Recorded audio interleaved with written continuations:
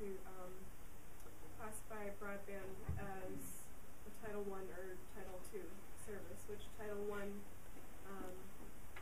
is specialized internet services, and they're not subject to the same regulations that just general like phone services were Title II, and they're required to do more by the government to serve the public.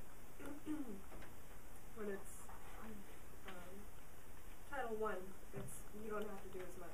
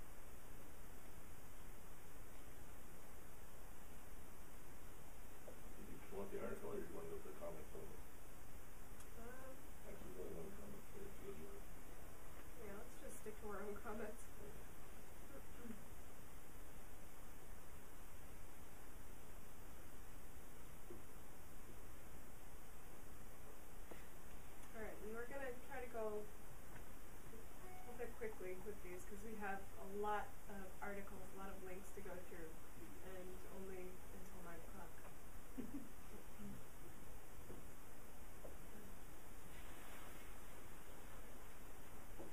Were we all supposed to prepare all this material for ourselves? Is that what we were supposed to do before we got here? No, you weren't supposed to do anything. She didn't release it until 7:03. Right. There'll be a short test at 9 o'clock. Is that open book? Yeah. No, it's open bottle. Open bottle, can, or other.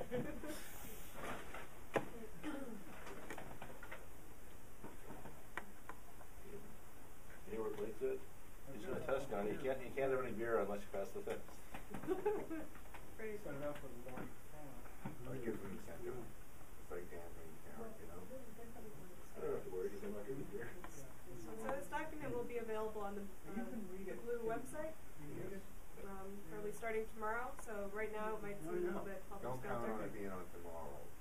But all right. John could put it on tomorrow. He puts all his, does all his typing with his left pinky. Sometimes it takes him a couple of days.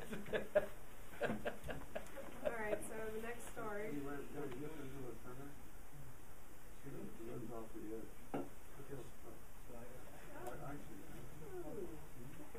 I was actually installing a Bluetooth option.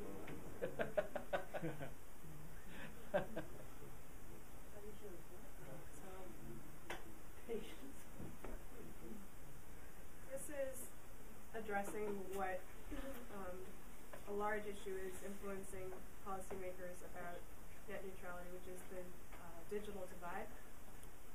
What do people know about the digital divide? What have you heard?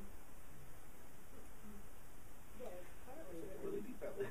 The poorer you are, the less access you have to information. Right. In general. The definition or boundary keeps moving.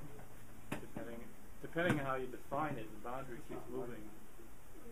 Like a lot of minority groups apparently get their internet access primarily through mobile phones. Right. which is certainly better than nothing, but it's not the same as, broadband access to a large screen. And then there's the issue of urban versus rural access. Oh, yeah. And that's another dimension. So who's gonna have the responsibility for rural electrification equivalent on the internet? Well, that's another big question. The broadband companies are hoping that it's not them. Right. Because The last They'd mile's love very to do it expensive. if you pay them. Yeah, I mean, one of the reasons that rural electrification worked is that there were business incentives. I mean, what you would get something out there, and then people would connect to it, and they would suddenly they could sell them washing machines and whatever, and it just there was a positive feedback loop. And you don't have the same situation with the digital divide, because once you lay the copper, I mean, all you do is you charge them for the access. You don't get any additional benefits. Well, I'm using more, so I'm buying other stuff from you. You just give them the access, and that's it. I think it's telephone networks, right? Well, Sorry? isn't Yeah. the advertising revenue, Yeah, but then with telephones, it was there's a tax built into the fee so that everybody pays into a fund that allows the people in rural areas to be connected. There was a tax built into ISPs, I thought. Yes, there is. For exactly that purpose. It's a thing called the Universal That's the same. Service Fund Yeah. that the FCC helps to run. Yeah. And they're looking to kind of revamp it now because it's kind of connected to all the old phone systems. And so the broadband companies are definitely trying to have their say in how that gets restructured. I mean, with the stimulus package, there was a huge amount dedicated to expanding broadband access. It's called the National Broadband Plan. Broadband Plan.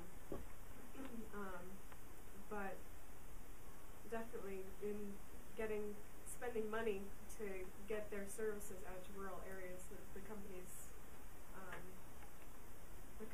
are going to argue that they won't need to contribute to the cost of that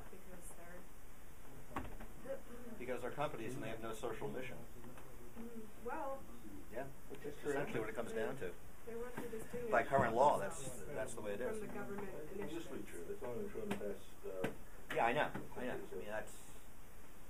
And so this story is kind of going into the details of people's everyday lives, really how the internet shapes the quality of your life, your medical information, bill pay online, which I don't know. You may have noticed that some banks are starting up new kind of fee schedules, based on whether you're using online services or not, and that's definitely something I would want to know about if I were a low income. Well, I am a low income user. So. Medical portals are really cool. Yeah, definitely. You get all your test results, see everything of importance to you, all your prescriptions, see your appointments, Yeah. stuff, everything. It's really cool. We have access to databases of medical information about conditions and treatments. Yeah. A lot of people are concerned with privacy, and they don't understand or trust what mechanisms there are. Try to explain SSL to somebody. Right. Yeah, and that's going down to the social justice aspect of the conversation. That's a whole other aspect of bridging the digital divide, is bringing education to people so that they can take ownership of the technology that's coming into their community. And that's a whole other project. See, I don't know if you're able to read any of these stories that I'm just kind of scrolling up and down through. But if you see anything on the discussion guide that you want to Google, or if you have your phone or anything, feel free to look up something connected and bring it up in discussion. But so we started out from the FCC's point of view, they're limiting the power of big business, closing the digital divide, and Julius Genachowski, I think that's how you say it, the chairman of the FCC, has been putting forth a number of initiatives to change the way things are happening at the FCC. One of which, and especially in response to the net neutrality initiatives or discussion going on. The rulemaking, which went into place when? Check. Anybody know? When did the net neutrality ruling go into effect? It was recently, I think. Couple of months ago. December. Yeah, that was very recent. December 12th, I think. Is it just in a couple of words? Because I do know something about this, but well, one of the things that concerns me is I saw the other day that if you pay a little more, you get faster access, which of course has been underneath all of this. Right. And I don't know if it's my imagination, but I find that things are slower on my computer than they were. But tell me about the net neutrality thing. Well, there are a number of different, the FCC's definition I have at the end of the document here, and here are the basic 3 rules that they set to define net neutrality, which is that broadband providers have to be open about their how they distribute their services. So What does that mean? In other words, they could say we'll charge you more for this amount of access, but it's net neutrality because we tell you, or it's net neutrality because we don't charge more for certain types of access. Well,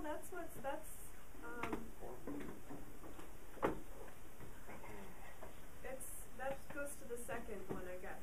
So the first rule is that they're open about what they're doing. The second one is regulating what they're actually doing. So saying that they will not treat some information differently from other information. They won't block access, like Comcast won't block a news story that says that Comcast has been charging its customers fees without telling them. But notably, they can slow it down. It only says they can't block it. It only says they can't block it. It doesn't say they can't slow it down. That's true. That's true, yeah. And I'm sure that there are people in Washington trying to work out that wording also. And then the third rule is May not unreasonably discriminate, whatever that means. Yeah. And that depends on who you've got on whatever commission is making the rules.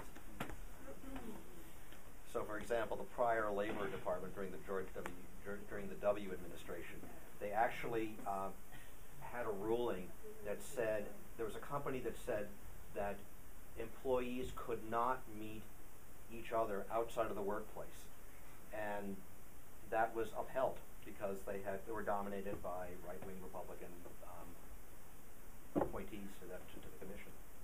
So it depends. Yeah, that was what upheld. what commission was it? It was the National Labor Relations Board. Wow. Yeah. I mean, it didn't get a lot of play, but I mean, I subscribed to a couple of, political spam lists, and, yeah. Well, that labor kind of unions ruling feel isn't that. unprecedented. There are plenty of jobs that require you to say, not leave the state, not talk to foreign nationals, not drink. So, infringing further upon people's rights in that respect isn't entirely new. But I mean, But yeah, most of so whenever those you have this, specific, at least some of those are directly related to your ability to do the job, whereas it's not clear who you talk to when you're after hours, as long as you don't relay information. no, it's an anti-union. Well, I yeah, understand. purely I'm that. not speaking